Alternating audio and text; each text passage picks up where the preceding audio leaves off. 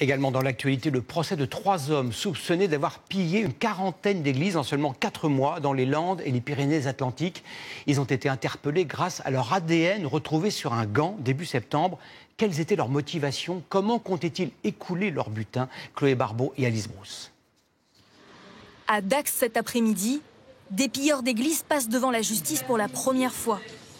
Ils auraient volé une quarantaine de lieux de culte en 4 mois.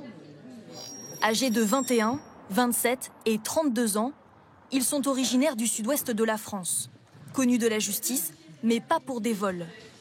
Leur ADN a été identifié sur un gant oublié dans l'une de ces églises. Chacun avait un rôle défini, le pilleur, le guetteur et le chauffeur. Ils se sont partagés 8 000 € après la revente de leur butin, soit une somme dérisoire de 200 € par église visitée. Ils ont trouvé un receleur qui a accepté de racheter ces différents objets de messe qui ont été volés. Sans receleur, il n'y aurait pas eu de vol, tout simplement. Pendant l'audience, les 3 suspects ont reconnu les faits. Ils encourent jusqu'à 10 ans de prison.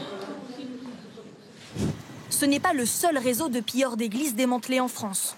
La semaine dernière, 3 individus ont été arrêtés dans l'Aisne pour une trentaine de vols, comme ici à Flins-les-Raches. J'ai vu qu'il n'y avait plus de ciboire ni de calice. En 4 mois, voici leur butin.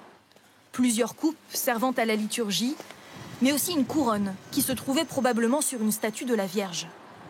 Retrouvés lors des perquisitions, ces objets allaient être fondus pour récupérer leurs métaux, notamment l'argent dont le cours s'envole. Ce qui intéresse également les cambrioleurs, ça peut être le métal, pas forcément la valeur vénale de l'objet lui-même, mais la valeur au niveau de la refonte des métaux. Les 3 hommes seront jugés en décembre. En 3 ans, les vols dans les lieux de culte ont augmenté de 30%.